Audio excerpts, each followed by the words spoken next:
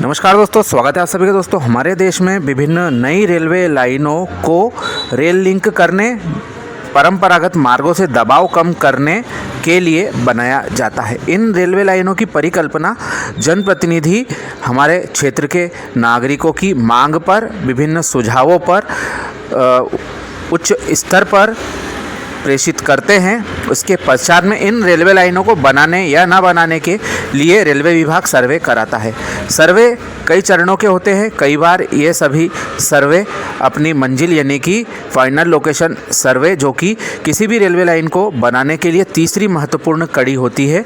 इसके पश्चात की दो कड़ियां हैं, डीपीआर, और अंतिम कड़ी रहती है सीसीईए यानी कि योजना आयोग, जिसकी अध्यक्षता हमारे माननीय प्रधानमंत्री जी करते हैं, उनकी स्वीकृति। तो इन तीन चरणों की पहली कड़ी होती है फाइनल लोकेशन सर्वे तक पहुंच पाती है। ऐसी एक महत्वपूर्ण रेलवे लाइन जिसके लिए वर्ष 1977 से प्रयास किए जा रहे थे, इसके फाइनल लोकेशन सर्वे की स्वीकृति क्षेत्र के जनप्रतिनिधियों की सजगता से अंततः हो गई है। यह रेलवे लाइन है हमारी ललितपुर से चंदेरी होकर पिपरई गांव की रेलवे लाइन। वर्ष 1977 में यहाँ के समाज सेवी श्री उमेश पुरोहित जी को इस रेलवे लाइन का विचार आया था, जिस पर उन्होंने लगातार स्टडी कर कई बार मसौदे तैयार करके रेलवे विभाग को प्रेषित किए, लेकिन बात नहीं बनी।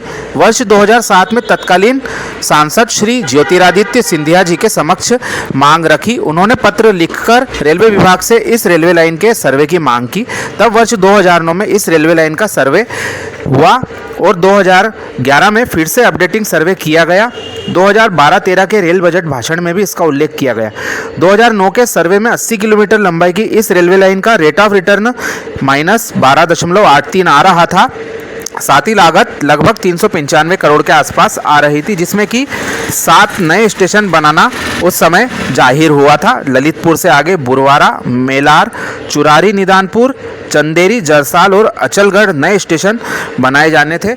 यह सेक्शन जो हमारा परंपरागत रूट है ललितपुर से बीना से हमारे गुना की ओर यदि ट्रेन आए तो उसे काफ़ी लंबा चक्कर काटना पड़ता, साथ ही बीना जंक्शन का भारी ट्रैफिक का दबाव भी झेलना पड़ता। इसी को देखकर यह परिकल्पना नई रेलवे लाइन की ललितपुर पिपरई गांव की बनाई गई और इसकी अब फाइनल लोकेशन सर्वे की स्वीकृति मिल गई है। इससे क्षेत्र में रेल लाइन से नए द्वार विकास के खुलेंगे। फाइनल लोकेशन सर्वे की स्वीकृति के पश्चात क्षेत्र में हर्ष का माहौल व्याप्त है।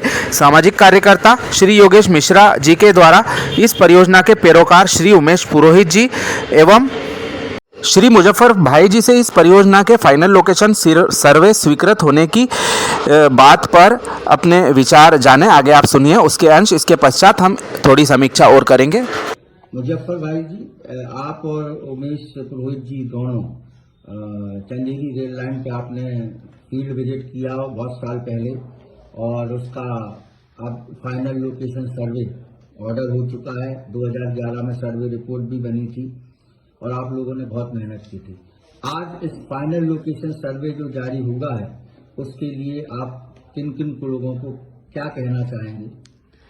मैं सबसे पहले तो माननीय श्रीमंत ज्योतिरादित्य सिंधिया जी, जिन्होंने इतना अथक प्रयास किया कि हम बता नहीं सकते कि एक हम लोगों की इस छोटी सी जगह के लिए और 2 बड़ी जगहों से जोड़ने के लिए इतना बड़ा प्रयास किया है। उनका अथक प्रयास आज हमको है ना, हमको रात में आप समझिए हमको है ना नींद नहीं आ रही खुशी के मारे कि इतना बड़ा हुआ है। तो हमें रेल मंत्रालय और हमारे माननीय महोदय जो हमारे क्षेत्र के सांसद हैं और हमेशा दिन रात यहाँ की विकास के लिए सोचते थे, उसमें विकास के 4 चांद नहीं बल्कि ये 8 चांद लगाने की तरफ हम लोग बढ़ गए। इससे बड़ा और क्या खुशी हो सकती है? ये रेल लाइन अपने क्षेत्र के लिए लाभदायक रहेगी और रेल मंत्रालय के लिए क्या लाभ मिलेंगे इससे? रेलवे मंत्रालय को तो ये सीधा सीधा जो 32 किलोमीटर का जो हमारा शॉर्ट हो रहा है और हम राजस्थान से सीधे जुड़ रहे हैं बाया बीना ना जा करके इधर झांसी सीधे इधर ललितपुर से जुड़ रहे हैं। तो इससे सिंगरौली से हम गुजरात, सिंगरौली से हम जो है ना बंगाल की तरफ से सीधा महाराष्ट्र की तरफ जुड़ रहे हैं। तो चीजें जल्दी पहुंचेंगी और लोग जो है ना उनसे फायदा उठाएंगे। हजारों लोगों को इसका रोजगार मिलेगा।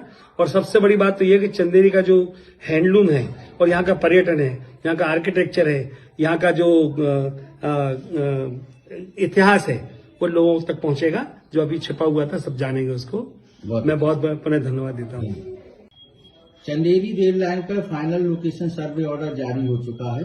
इस पर आप चूंकि इसके सूत्रधार रहे हैं, तो श्री उमेश पुरोहित जी, आप इस संबंध में जो धन्यवाद या बधाई देना चाहेंगे? ऐसा है कि रेल मंत्री महोदय और हमारे क्षेत्र के लोकप्रिय सांसद ज्योतिरादित्य सिंधिया का मैं हृदय से बहुत आभारी हूँ कि उनने चंदेरी को रेल लाइन से जोड़ने का मेरा सपना पूरा कर दिया। बहुत धन्यवाद। और ये लाभदायक कैसे रहेगी, बस इसको शॉर्ट में बता दें। रेल मंत्रालय के लिए फायदेमंद रहेगी। रेल मंत्रालय को तो ये इतनी ज्यादा फायदेमंद है कि इससे जो उनका जो है कॉस्ट ऑफ ऑपरेशन बहुत ज्यादा बचेगा।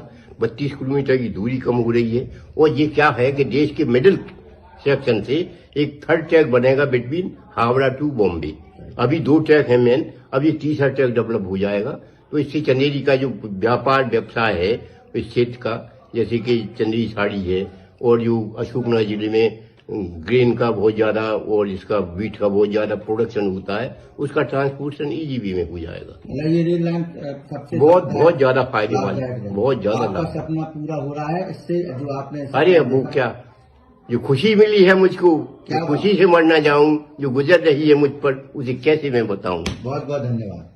तो दोस्तों, इस रेलवे लाइन के फाइनल लोकेशन सर्वे की महत्वपूर्ण स्वीकृति मिलने के बाद आपने क्षेत्रवासियों और संघर्ष करने वाले जो समिति सदस्य थे उनके विचार जाने। निश्चित तौर पर इस परियोजना के लिए काफ़ी संघर्ष क्षेत्रवासियों ने किया है और भविष्य में यदि रेलवे लाइन बनती है उस स्थिति में जो हमारा बीना जंक्शन है उसका लोड काफ़ी हद तक कम होगा। ट्रेनों को सीधे कोटा की तरफ और इंदौर की तरफ ललितपुर से भेजा जा सकेगा। चंदेरी क्षेत्र अपनी ऐतिहासिक धरोहरों के साथ साथ चंदेरी जो शिल्प है उसके लिए जाना जाता है।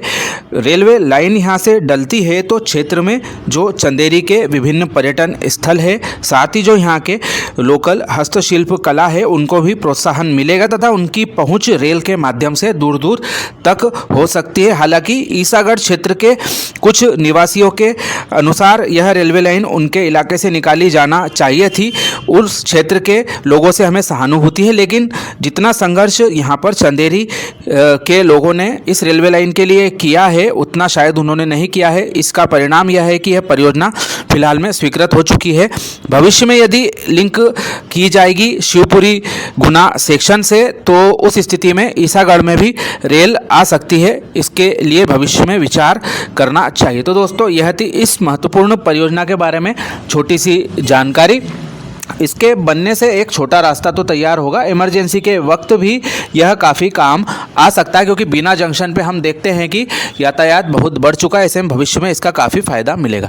इसी तरह की और भी परियोजनाओं की जानकारी समय समय पर पाते रहने के लिए हमारे चैनल के साथ में जुड़े रहें। वीडियो अपने मित्रों के साथ शेयर करना ना भूलें। आप सभी का धन्यवाद।